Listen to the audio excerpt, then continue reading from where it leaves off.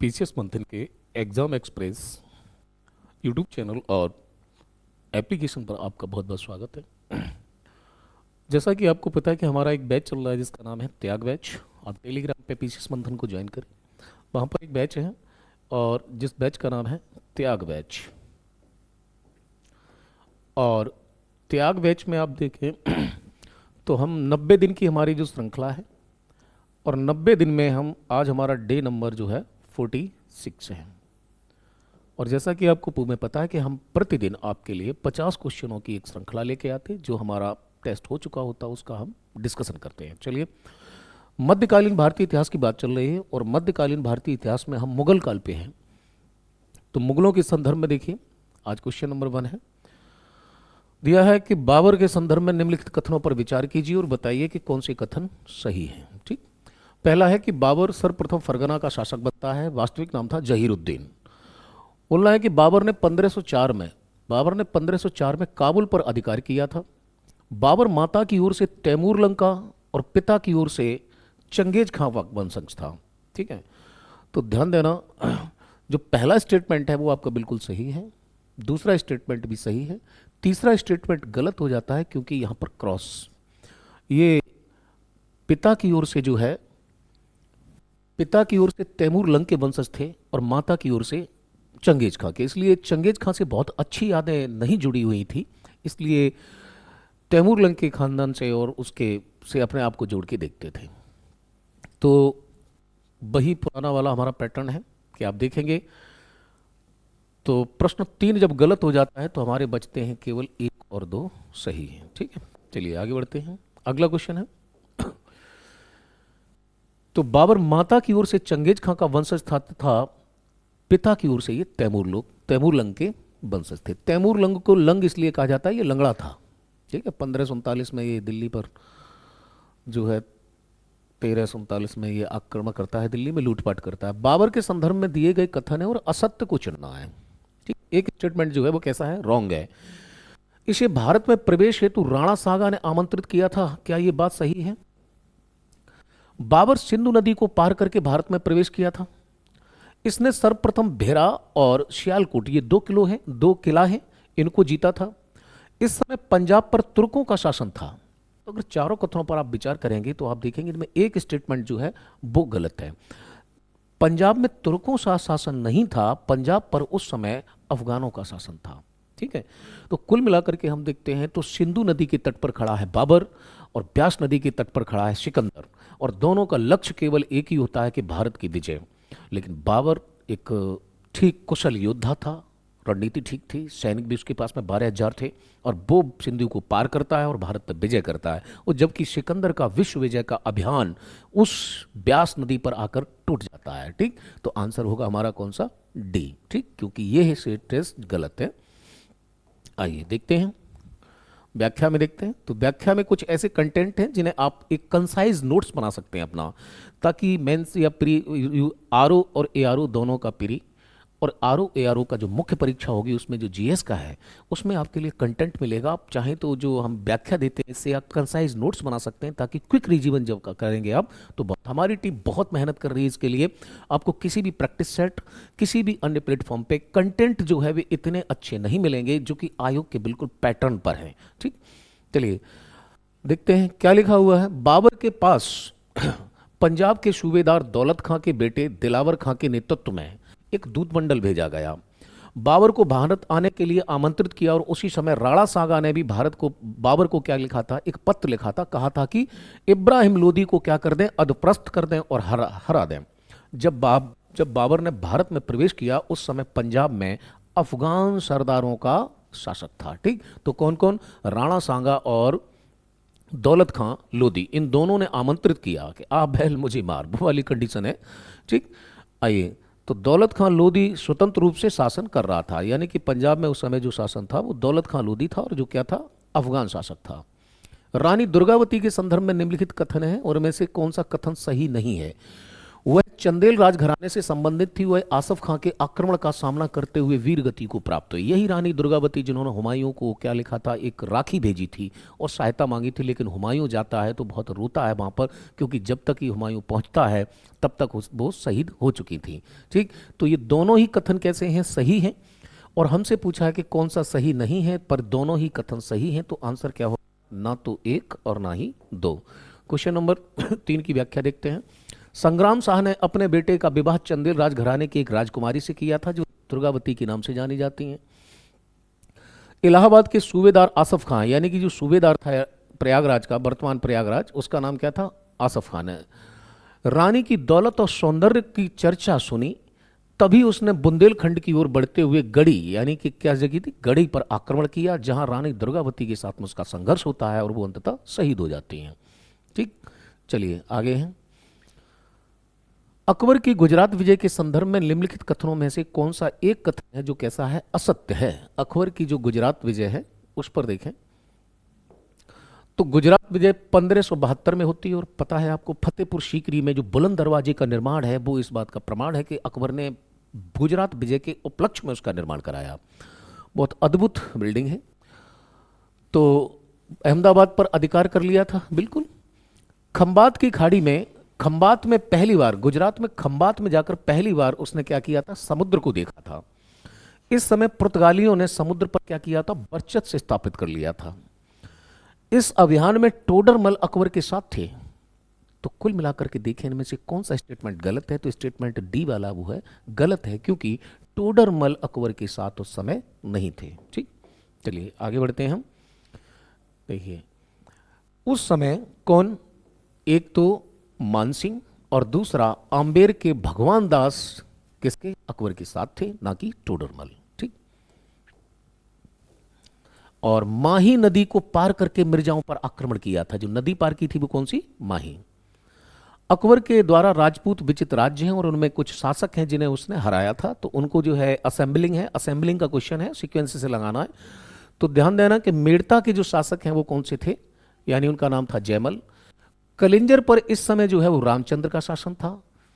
ठीक, वहीं देखें तो रणथंभौर पर इस समय जो था सुरजन राय हांडा, और बीकानेर पर जो शासन कर रहे थे वो राय कल्याणमल थे।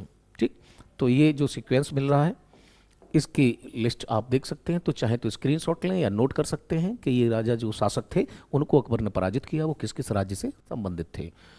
अगला क्वेश्चन है, हल्दी घाटी के युद्ध के संदर्भ में निम्नलिखित कथनों पर विचार कीजिए। आप जब प्रायद्वीपीय भारत को पढ़ते हैं तो उसमें देखते हैं कि अहमदाबाद से लेकर के दिल्ली तक एक बहुत लंबी श्रृंखला है, जो विश्व की सबसे प्राचीन मोड़दार पहाड़ी श्रृंखला, उसका नाम है अरावली। और इसी अरावली की रेंज में जो राजस्थान है वहां पर एक जगह पड़ती है, जिसका नाम है हल्दी घाटी। और यहां पर 1576 में मुगल सेना के जो चीफ इन कमांडर हैं उनका नाम है मानसिंह और राणा प्रताप के बीच हुआ था। ठीक है, राणा प्रताप की सेना का जो कमांडर है उसे बोले हकीम खान सूर, बिल्कुल सही है। राणा प्रताप ने अंत तक अकबर की अधीनता को स्वीकार नहीं किया, जग जाहिर है। उन्होंने अंत तक जो है घास की रोटियां खा ली, निर्वासित हो गए, लेकिन अधीनता को स्वीकार नहीं किया था। युद्ध में भी पराजित हुए लेकिन फिर भी नहीं। यानी कि आप देखते हैं कथन सही कौन से हैं, तो आप देखते हैं 1 2 3, ये तीनों ही स्टेटमेंट कैसे हैं, करेक्ट हैं। ठीक, चलिए आगे बढ़ते हैं हम। तो ये हुआ, उदय सिंह ने भी अकबर की अधीनता स्वीकार नहीं की थी। शेरशाह के संदर्भ में निम्नलिखित कथनों पर विचार कीजिए। देखिए, शेरशाह ने अलाउद्दीन खिलजी के बाद उत्तर भारत में सबसे शक्तिशाली साम्राज्य पर शासन किया। ठीक, पहला कथन कह रहा है कि शेरशाह ने अलाउद्दीन खिलजी के बाद उत्तर भारत पर सबसे शक्तिशाली राज्य पर शासन किया। शेरशाह का साम्राज्य बंगाल से लेकर कश्मीर सहित सिंध तक फैला था। पश्चिम में शेरशाह ने मालवा और लगभग पूरे राजस्थान को जीत लिया था। तो ध्यान देना, जो अलाउद्दीन खिलजी की नीतियां थी उनको फॉलो किया था किसने, शेरशाह सूरी ने। और प्रशासन में शेरशाह की नीतियों को शामिल किया था किसने, अकबर ने।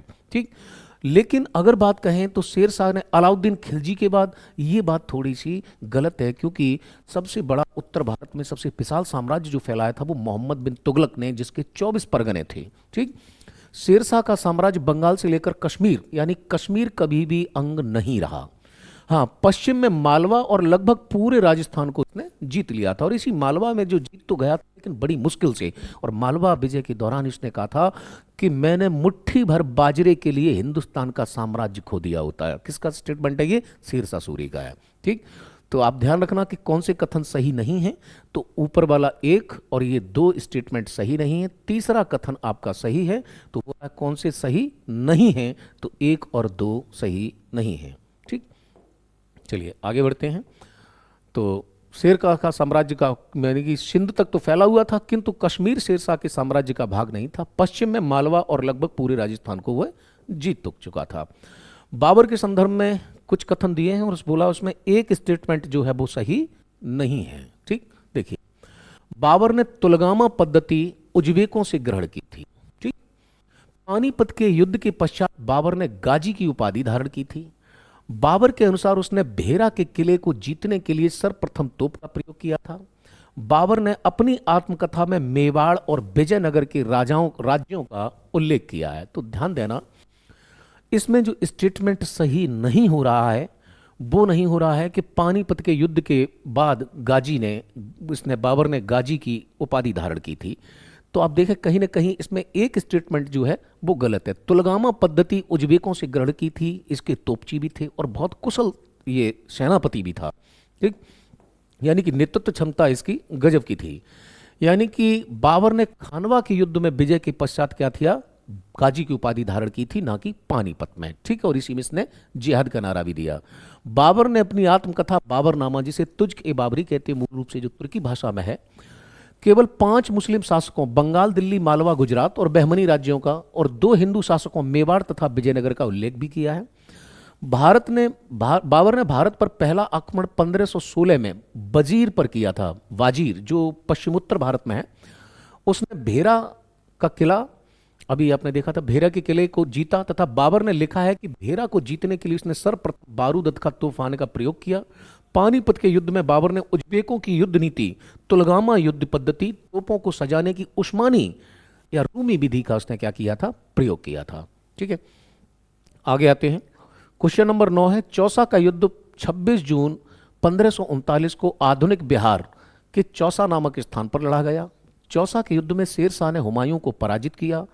चौसा के युद्ध में विजय के उपरांत शेरशाह ने सुल्तान ए आदिल की उपाधि धारण की। ठीक, अब आपको बताना है कि इसमें कौन कौन से स्टेटमेंट सही है। ठीक, तो नो डाउट तीनों के तीनों स्टेटमेंट कैसे हैं? करेक्ट हैं। ये भी सही है, ये भी सही है और ये भी सही है। ठीक, आइए व्याख्या की ओर चलते हैं। तो शेरशाह ने हुमायूं को पराजित किया और चौसा के युद्ध में विजय के उपरांत इसने सुल्तान आदिल की उपाधि भी धारण की। कथन कारण का पहला क्वेश्चन है कि मुगल सम्राट अकबर एक राष्ट्रीय शासक था क्योंकि अकबर ने संपूर्ण प्रजा से सभी क्षेत्रों में बिना भेदभाव के शासन किया। यहां पर क्योंकि जब आपने लगा दिया तो ये सही से फिट बैठा और असेंबल हुआ। ठीक, और राष्ट्रीय शासक यानी नेशनल किंग उसी को कहा जा सकता है कि जो बिना भेदभाव की जनता के साथ सिर्फ कानून के तहत। देखिए, अकबर की महानता एक मुख्य कारण यह था कि वह राष्ट्रीय सम्राट था। एक शासक को राष्ट्रीय सम्राट तभी स्वीकार किया जा सकता है जब उसके शासन में उसकी संपूर्ण प्रजा के साथ शासन के क्षेत्रों में समान व्यवहार किया जाए। राज्य की ओर से व्यक्ति और व्यक्तियों में धर्म, जाति, वंश के आधार पर कोई भेदभाव न किया जाए। अकबर ऐसा ही सम्राट था। उसने न केवल अपनी प्रजा की भलाई के लिए काम किया बल्कि सभी के साथ समान व्यवहार भी किया। जैसे इंडियन कॉन्स्टिट्यूशन का आर्टिकल 14 देखेंगे, equality before law, equal protection of law and the rule of law. यानी कि आप देखिए कि विधि का शासन होगा और विधि के समक्ष समानता होगी और विधि का सभी को समान संरक्षण होगा। लेकिन इस समय सारी चीजें थी लेकिन विधि का शासन नहीं था। सुप्रीम कोर्ट, हाई कोर्ट नहीं था, क्योंकि सुप्रीम कोर्ट अगर होता तो हो सकता अनारकली आज जिंदा होती। ठीक है, तो अकबर जो है नेशनल किंग ऐसे ही कहलाता है। चलिए आगे बढ़ते हैं हम। अगला क्वेश्चन नंबर 11 है जो कह रहा है हमसे कि सर ए पुल के युद्ध के संदर्भ में एक युद्ध होता है जिसका नाम क्या है? सर ए पुल। बहुत महत्वपूर्ण है, विभिन्न परीक्षाओं में से पूछा जा चुका है, यूजीसी नेट से लेकर अन्य एग्जामों में। 1504 में बाबर और शेवानी खान के मध्य होता है। ठीक, सर ए पुल के युद्ध में बाबर की विजय होती है। इसी युद्ध में विजय के पश्चात बाबर ने पादशाह की उपाधि धारण की। ठीक, अब बताना है कौन से सही नहीं है। ठीक, यानी कि आपको बताना है इनमें से कौन से सही नहीं है। 1504 में बाबर और शेरवानी खान के मध्य सरे पुल का युद्ध हुआ। ये दो स्टेटमेंट तो आपके बिल्कुल इनकरेक्ट हैं, यानी कि ना तो ये बाबर जीता नहीं था, बाबर हारा था। इस युद्ध में विजय के पश्चात बाबर ने पादशाह की उपाधि धारण की नहीं की थी, यानी कि 2 और 3 आपके विकल्प गलत हैं। 2, 3 इसमें भी हैं, 2, 3 इसमें भी, और पूछा कौन से सही नहीं है। ठीक, तो 2 और 3 यानी कि सॉरी ऑप्शन की किसकी ओर जाएंगे हम, बी, यानी कि 2 और 3 सही नहीं है। ठीक, यानी कि आप देखें 1501 में बाबर और शेरवानी खान के मध्य सरे पुल का युद्ध हुआ था। ठीक है, हाँ सॉरी, तीनों ही कथन सत्य नहीं है। 1504 नहीं था, 1501 था, क्षमा चाहूंगा। काबुल विजय के पश्चात बाबर ने पादशाह की उपाधि धारण की। तो ध्यान देना कि बाबर ने गाजी कब अपने आप को कहा, काबुल पर जब वो विजय प्राप्त करता है दोबारा, तब वो उपाधि धारण करता है कौन सी, पादशाह की। ठीक, और सर ए पुल के युद्ध में बाबर की क्या होती है, हार हुई थी। ठीक, आगे देखते हैं। हाँ, चंदेरी के युद्ध के संदर्भ में निम्नलिखित कथनों पर विचार कीजिए। चंदेरी का युद्ध 29 जनवरी 1529 में लड़ा गया। इस युद्ध में मेदिनी राय की हार हुई और मारा गया। इस युद्ध में शेरशाह सूरी बाबर की ओर से लड़ा था। हाँ बिल्कुल, पानी इस युद्ध के बाद चंदेरी के युद्ध में जब शेरशाह सूरी ने बाबर का साथ दिया, तो युद्ध के दौरान जब दोनों टेबल पर बैठे हुए थे, तब कहा था बाबर ने, बोले माथे की ललाहट जो देख रहा था शेरशाह सूरी की, उससे वो समझ गया कि वो भविष्य में बहुत बड़ा संकट उत्पन्न करेगा।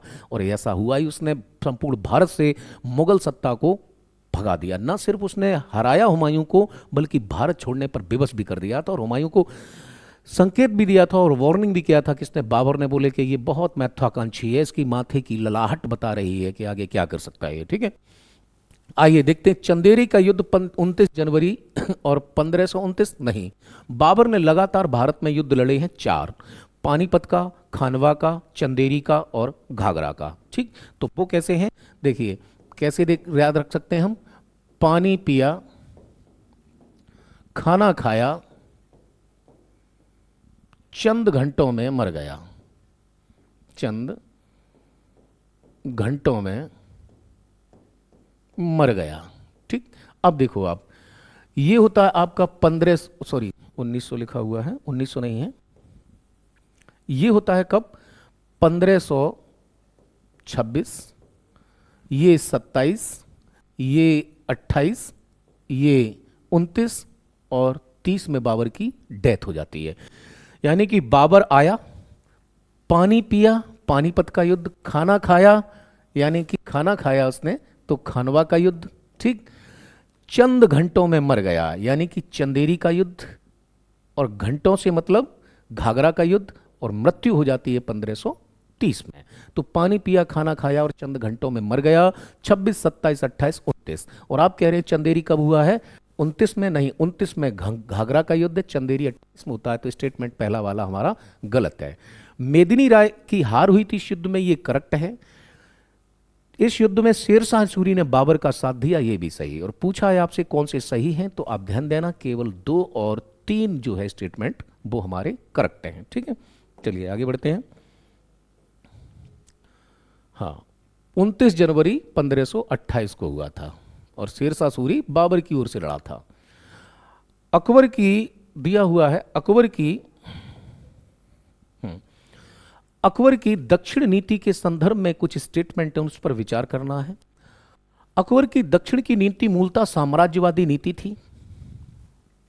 कह रहे हैं कि ये कैसी नीति थी, साम्राज्यवादी नीति थी। अहमदनगर का राज्य एक प्रकार से दक्षिण का प्रवेश द्वार माना जाता था। अकबर 1603 में असीरगढ़ किले पर अधिकार कर लेता है। यानी कि आप देखें तो अकबर की जो अंतिम विजय थी वो असीरगढ़ की विजय थी, और वो 1603 नहीं थी बल्कि वो 1600 थी। दूसरा, अहमदनगर को प्रवेश द्वार नहीं कहा जाता है। तो आप देखते हैं स्टेटमेंट पहला वाला तो आपका बिल्कुल सही है, दूसरा वाला गलत है, तीसरा भी गलत है। ठीक, और पूछा सही नहीं है, तो 2 और 3 सही नहीं है, पहला वाला सही है। ठीक, आगे बढ़ते हैं, व्याख्या की ओर आते हैं। तो लिखा है, दक्षिण की नीति मूल रूप से साम्राज्यवादी थी। अकबर ने दक्षिण भारत में देखिए कौन कौन सा, खानदेश, अहमदनगर, असीरगढ़ को जीता। खानदेश क्या कहलाता था, दक्षिण का प्रवेश द्वार। ठीक, 1600 में अहमदनगर पर अधिकार कर लिया। अकबर ने अकबर ने अहमदनगर के बहादुर शाह यानी जो चांद बीवी की संरक्षिका थी जिनकी, से संधि के फलस्वरूप बरार का प्रदेश तथा भेंट में प्राप्त किया। इसी युद्ध के दौरान मुगल सर्वप्रथम किससे मिले थे, मराठों के संपर्क में आए।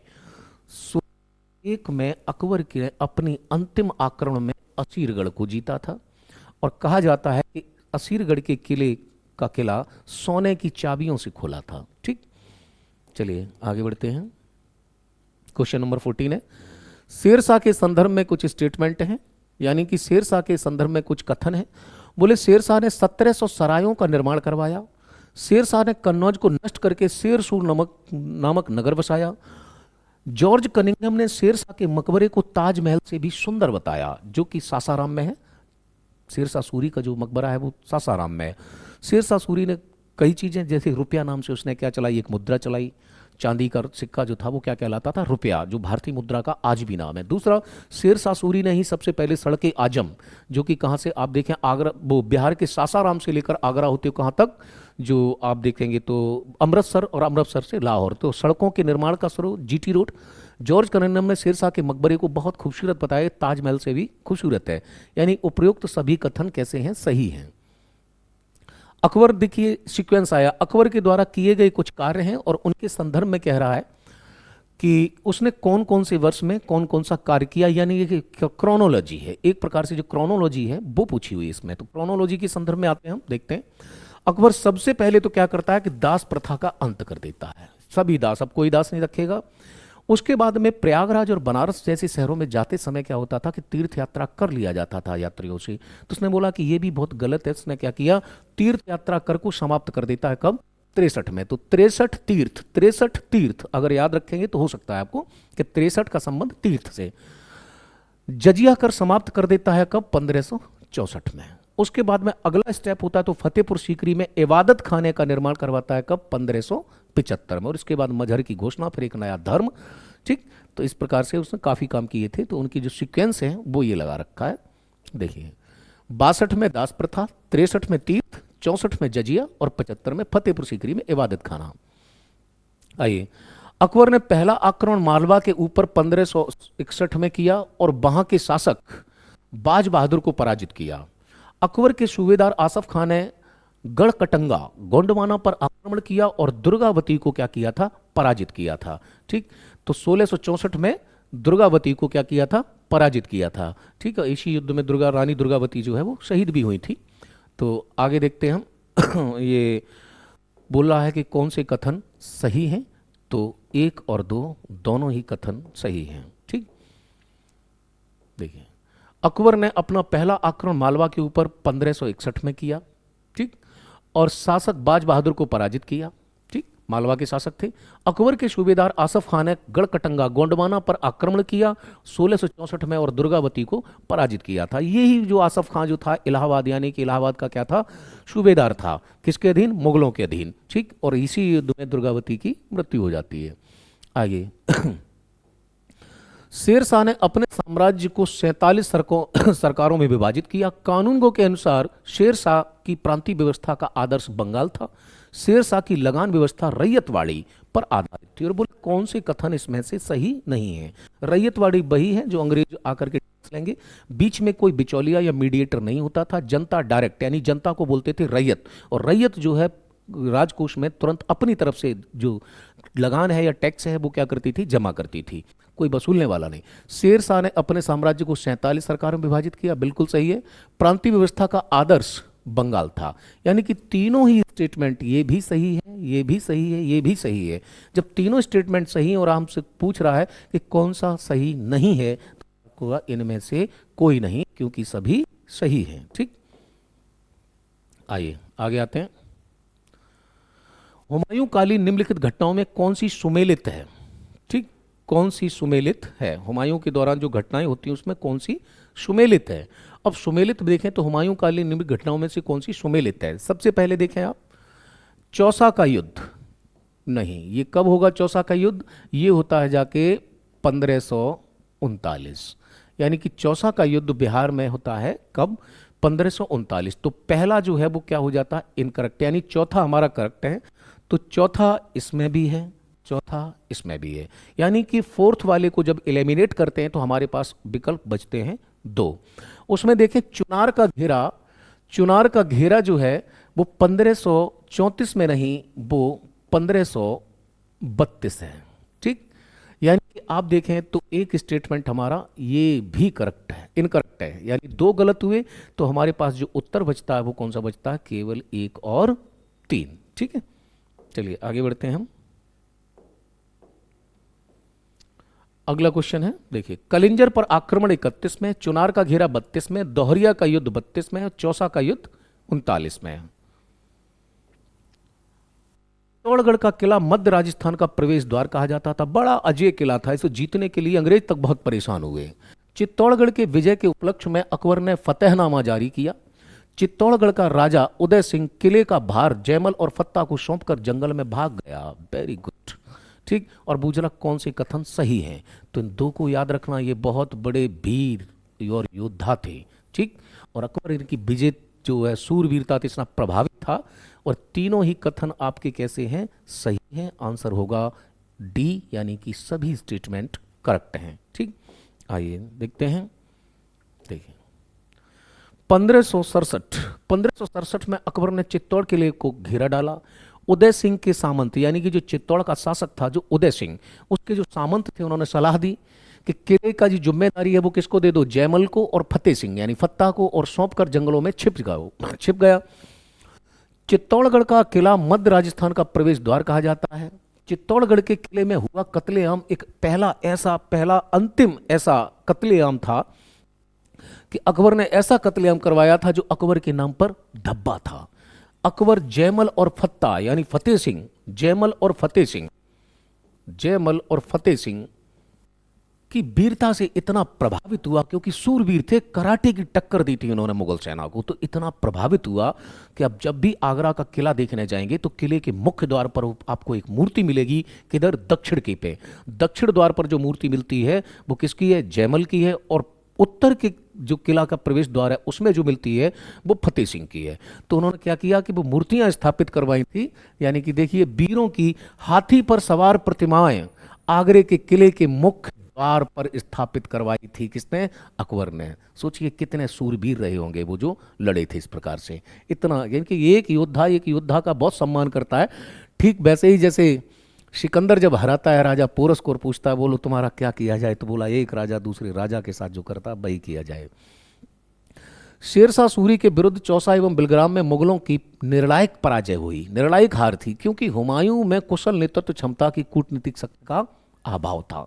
ये दोनों ही स्टेटमेंट सही हैं और ए जो है वो आर की व्याख्या पे बिल्कुल फिट बैठता है। तो ए आर दोनों सही हैं और ए आर की सही व्याख्या। देखिए चौसा और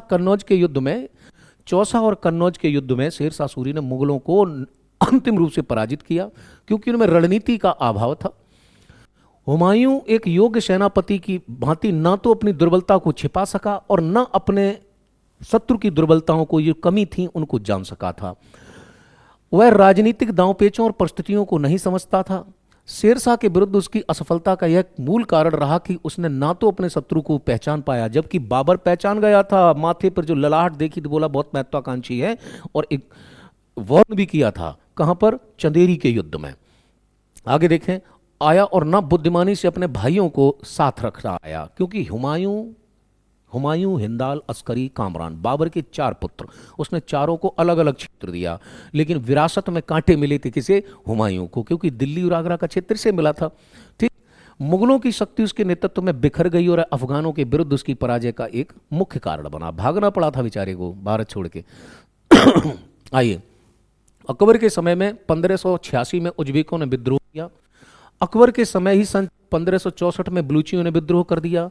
उज्बेकों के विद्रोह के दमन के क्रम में बीरबल की मृत्यु हो गई। बोले कि कौन से कथन सही हैं? तो ध्यान देना, इनमें से कोई भी स्टेटमेंट करेक्ट नहीं है। ठीक, पूछा क्या आपसे? सही, क्योंकि इनका क्रम बदला हुआ है। ठीक, आइए देखते हैं, व्याख्या की ओर चलते हैं। दिए गए कथनों में कोई भी कथन सत्य नहीं है, क्योंकि अकबर के समय के विद्रोह, अकबर के समय में 1564 में उज्बेकों ने विद्रोह कर दिया। यह अकबर के समय का पहला विद्रोह था। 1586 में अफगान बलूचियों ने विद्रोह कर दिया था, और इसी विद्रोह को दमन करने जब अकबर जाता तो साथ में कौन होते? बीरबल, और बीरबल की क्या हो जाती है? मृत्यु हो जाती है। अब बीरबल की मृत्यु कब होगी? 1586, ये डेट याद रखनी है। आइए, शेरशाह के काल की निम्नलिखित घटनाओं के बारे में क्या सही है? क्या सही है, यानी कि सही पूछा हुआ है, सही नहीं है, सॉरी, क्या पूछा हुआ है? क्या सही नहीं है। तो शेरशाह ने दोहरिया के युद्ध में महमूद लोदी का साथ दिया था, यानी कि हुमायूं जब युद्ध लड़ रहा था किससे? महमूद लोदी से, तब उसने साथ किसका दिया था? जो है शेरशाह सूरी ने, इसका, महमूद लोदी का। चौसा के युद्ध के बाद उसने शेरशाह सूरी की उपाधि धारण की। सन 1544 में कलिंजर का आक्रमण शेरशाह का अंतिम आक्रमण था, और शेरशाह चंदेरी के युद्ध में मुगलों की ओर से लड़ा था। ठीक, अब देखिए, चंदेरी के युद्ध में मुगलों की ओर से लड़ा था, यानी बाबर का साथ दे रहा था मेदिनी राय के विरुद्ध। ठीक, अब इसमें देखते हैं तो ये 1544 नहीं है, ये जाएगी कब? 1545। ठीक, तो इसलिए ऑप्शन जो है ये आपका गलत है, आंसर हमारा सी होगा। देखिए व्याख्या की ओर आते हैं। देखिए, 1545 में शेरशाह ने कलिंजर पर अपना अंतिम आक्रमण किया, जिसका शासक कीरत सिंह था। ठीक, अब देखिए उधर जाएंगे आप मराठा साम्राज्य में, तो बालाजी बाजीराव, ठीक, बालाजी बाजीराव जो बहुत बड़ा मराठा योद्धा था, मोहित हो जाता है एक नचनिया पर जिसका नाम होता है मस्तानी, बुंदेला के राजा से। और ये देखें, कहा जाता है कि शेरशाह ने कीरत सिंह की एक नाचने गाने वाली दासी को हथियाना चाहा, पसंद आ गई होगी, जिसे कीरत सिंह ने देने से इनकार कर दिया था। इसके अतिरिक्त कीरत सिंह ने रीवा के राजा बीरभान बघेला को भी क्या किया था? शरण दी थी। इस अभियान के दौरान जब वह उक्का नामक अग्नेयास्त्र चला रहा था, उसी दौरान उसकी मृत्यु हो गई।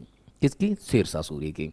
आप ध्यान देना, उत्तर प्रदेश का एक जिला है जिसका नाम है महोबा, और वहां पर एक पहाड़ी है, उस पर एक किला बना हुआ जिसका नाम है कलिंजर का किला, और कलिंजर के किले पे उस समय कौन था? कीरत सिंह था। ठीक, और यहां से एक उक्का नामक, जो बिल्कुल वैसे ही था जैसी तोप थी, और ऐसे मान के चलो जब ये इसके हाथ में उक्का नामक हथियार लगता है तो ऐसा माना जाता है,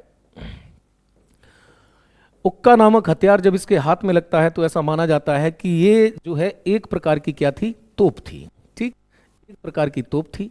और शेरशाह ने जब इस तोप को देखा तो उसने कहा कि भाई ये क्या है? तो उन्होंने कहा कि साहब ये तोप है। बोले कि उक्का है। बोले कैसे चलता है?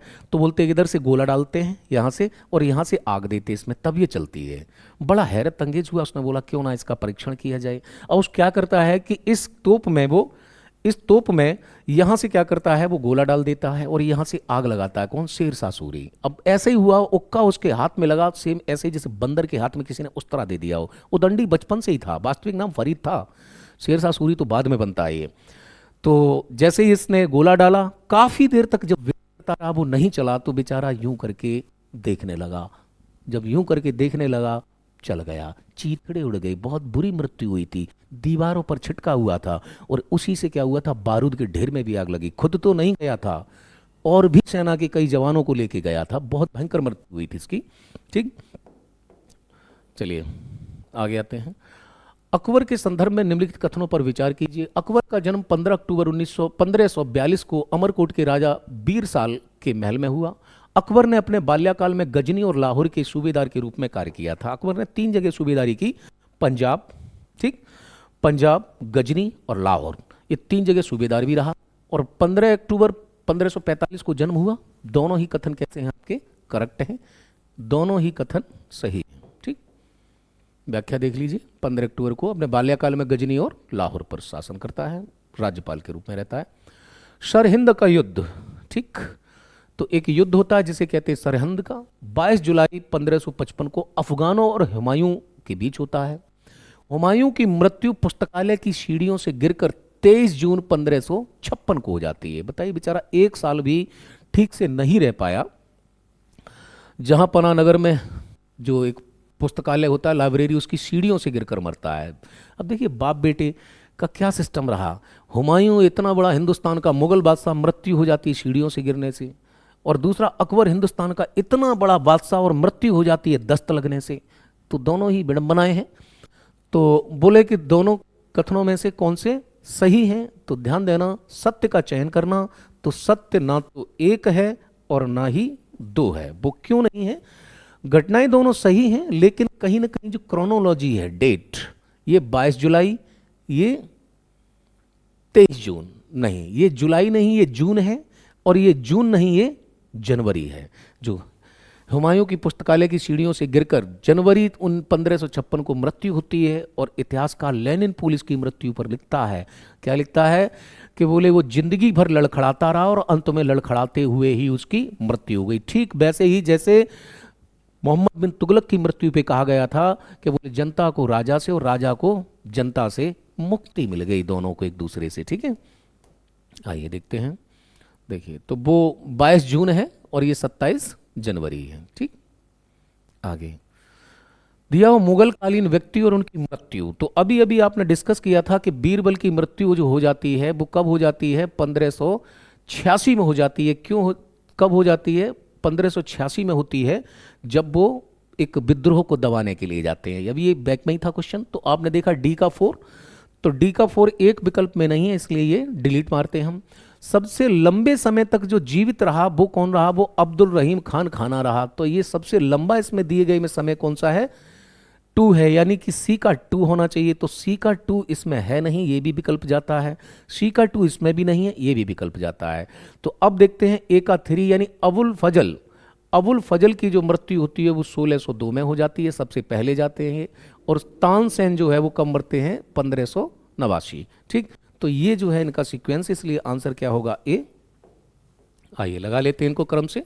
तो ये है अबुल फजल 1602, तानसेन 1589 और अब्दुल रहीम खान खाना 1627, और 1586 में बीरबल यानी महेशदास। बीरबल खानजादा बेगम के संदर्भ में निम्नलिखित कथनों पर असत्य कथन का चुनाव करें। ठीक है, किसके बारे में असत्य कथन चुनना है?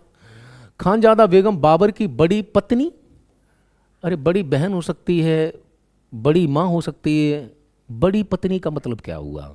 अन्य पत्नी हो सकती है, छोटी पत्नी नहीं हो सकती। बड़ी पत्नी नहीं, ये बड़ी बहन थी। ठीक है, किसकी?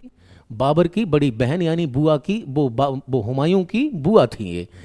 महिम बेगम की मृत्यु के बाद उन्हें पादशाह बेगम की उपाधि से दिया गया था, यानी कि जो बाबर की पत्नी थी, दूसरी पत्नी, उनका नाम क्या था? महिम बेगम। और महिम बेगम की मृत्यु के बाद इनको दिया था, किसने? हुमायूं के समय। ठीक, तो पहला वाला कथन असत्य होता है आपका। खानजादा बेगम बाबर की बड़ी बहन थी। हुमायूं के शासनकाल में बाबर की बड़ी बहन खानजादा बेगम को दरबार में महत्वपूर्ण स्थान था। बाबर की पत्नी माहिम बेगम की मृत्यु के बाद उन्हें पादशाह बेगम की उपाधि दी गई थी। खानजादा बेगम ने हुमायूं तथा उसके भाइयों के बीच जो है सुलह कराने का एक असफल प्रयास किया था, क्योंकि बाबर ने अपना साम्राज्य 4 भाइयों में बांट दिया, तो हुमायूं, हिंदाल, अस्करी और कामरान। ठीक, चलिए आगे आते हैं। प्रथम पानीपत के युद्ध के संदर्भ में निम्नलिखित कथनों पर विचार कीजिए। इस युद्ध में इब्राहिम लोदी का साथ ग्वालियर के नरेश विक्रमजीत ने दिया था। Very good. बाबर ने पानीपत में ही ईंटों से इब्राहिम लोदी का मकबरा बनाकर उसे दफन कर दिया था। ध्यान देना, जब इब्राहिम लोदी पड़ा हुआ था डेड बॉडी के रूप में बाबर के पास, तो बाबर उसकी भी वीरता से काफी प्रभावित हुआ। बोला कि अगर इसमें इब्राहिम लोदी के लिए बोलता है बाबर, और तुझके बाबरी में लिखता भी है, अगर इसमें थोड़ा सा भी नेतृत्व क्षमता होती, लीडरशिप क्वालिटी हो रही, और आर्मी को कंट्रोल करने की इसमें पावर होती, तो मैं यहां पर जीत नहीं पाता। क्योंकि बाबर के पास मात्र कितने 12,000 सैनिक होते हैं, जबकि कई गुना सैनिक होते हैं किसके? इब्राहिम लोदी और विक्रमजीत की सेना के साथ। ठीक, तो दोनों ही बातें कैसी हैं? सही हैं। और आपसे पूछा असत्य का चयन करें, तो दोनों बातें जब क्या हो जाती हैं? सत्य हो जाती हैं, तो होगा इनमें से कोई नहीं, क्योंकि दोनों ही बातें करेक्ट हैं। देखिए, उसके बाबर के पास सिर्फ कितने हैं? यानी कि बाबर ने यहां पर पद्धति प्रयोग की है, ध्यान देना, तुलगामा, उस्मानी और रूमी विधि। ये तोपों को सजाने की एक प्रक्रिया थी, यानी कि आर्मी को कैसे अरेंज करेंगे। पहले तोपें रहेंगी, बाद में घुड़सवार होंगे, या पहले तीरंदाज रहेंगे, बाद में तलवारबाज रहेंगे। तो ये जो पद्धति है तुलगामा पद्धति, तोपों का प्रयोग, इब्राहिम लोदी का साथ ग्वालियर नरेश विक्रमजीत ने दिया और उनके साथ ही युद्ध करते हुए मारा गया। बाबर ने पानीपत में ही ईंटों के इब्राहिम लोदी का मकबरा बना दिया और उसे दफन कर दिया वहीं पे, और फिर आगे बढ़ा वो। शेरशाह के संदर्भ में निम्नलिखित कथनों पर विचार करें और सत्य कथन का चुनाव करें। बिहार के सूबेदार बहार खान ने शेरशाह को अपना पुत्र जमाल का संरक्षक नियुक्त किया, बिल्कुल सही बात है। पानीपत के युद्ध में लोदी की मृत्यु के पश्चात बहार खान ने खुद को बिहार में स्वतंत्र सुल्तान अहमद शाह की उपाधि स्वतंत्र घोषित किया और सुल्तान अहमद शाह की उपाधि धारण करता है ये, ठीक। यानी कि ऊपर दिए हुए दोनों ही स्टेटमेंट क्या पूछा हुआ, सत्य, तो ऊपर दिए हुए दोनों ही सत्य हैं, यानी विकल्प सी की ओर हम जाएंगे, ठीक। आइए, बिहार के एक सूबेदार हैं जिनका नाम क्या है, बहार खां। उन्होंने शेर खां, यानी बिहार में भी ये कहाँ के हैं, सासाराम के सूबेदार हैं बहार खां। उन्होंने शेर शाह खां यानी फरीद को अपने पुत्र जमाल का संरक्षक नियुक्त किया और शेर मारने के उपलक्ष्य में फरीद को शेर खां की उपाधि दी।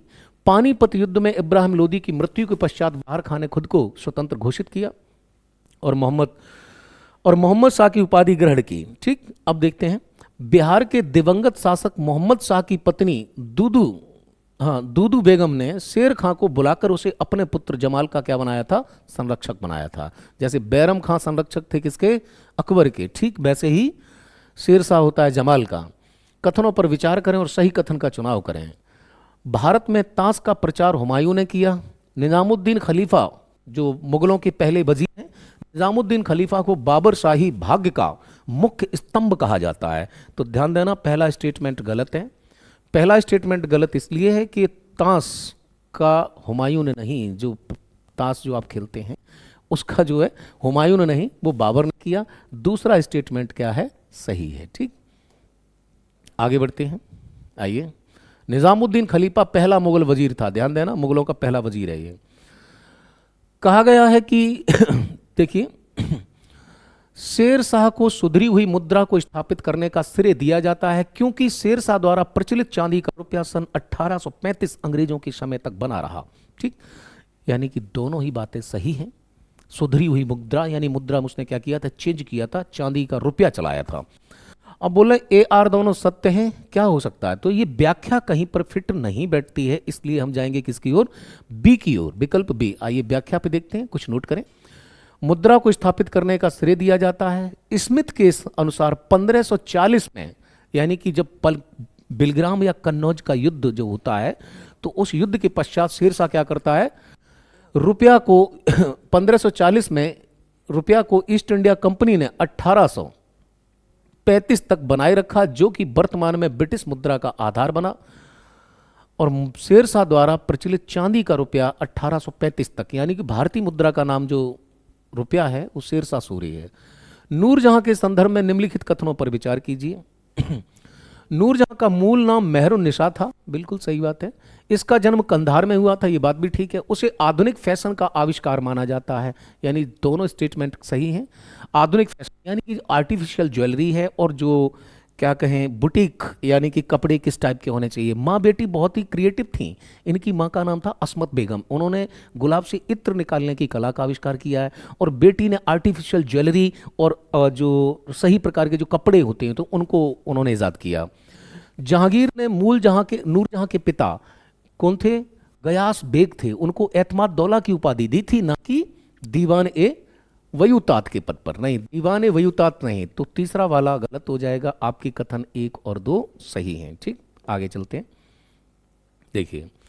जहांगीर शासक बना तो नूरजहां के पिता मिर्जा गयास बेग को एतमाद दौला की पदवी से सम्मानित किया और क्या बनाया था, ज्वाइंट कमिश्नर यानी संयुक्त दीवान। नूरजहां को वस्त्र, श्रृंगार और आभूषण का शौक था, जिसमें नए नए ढंग के तरीके निकाले थे। जहांगीर ने अपने विवाह के अवसर पर उसने एक अत्यंत सुंदर वस्त्र का निर्माण करवाया था, जिसे नूर महली के नाम से जाना गया। उसे आधुनिक फैशन का आविष्कार माना जाता है। जो शेरवानी पहनते हैं ना ब्याह में, वो किसने डिजाइन की है, शेरवानी जो डिजाइन की हुई है वो नूरजहां के द्वारा ही डिजाइन की हुई है। और जो ज्वेलरी के जो नई नई आर्टिफिशियल ज्वेलरी है उसकी डिजाइन भी उसने ही की थी, ठीक है। आइए आगे बढ़ते हैं, अगला क्वेश्चन है हमारा, शाहजहां के द्वारा जहांगीर को खिलाफ किए गए विद्रोह, यानी कि बेटा खुर्रम जो है वो बेटा सलीम के प्रति क्या कर देते, विद्रोह। यानी कि शाहजहां का वास्तविक नाम क्या होता है, बचपन का नाम खुर्रम, और जहांगीर का, तो बोले कंधार पर ईरानियों द्वारा किया गया आक्रमण, और पहचानना कौन सा एक सही नहीं है। शाहजहां द्वारा कंधार जाने से इनकार, यानी खुर्रम मना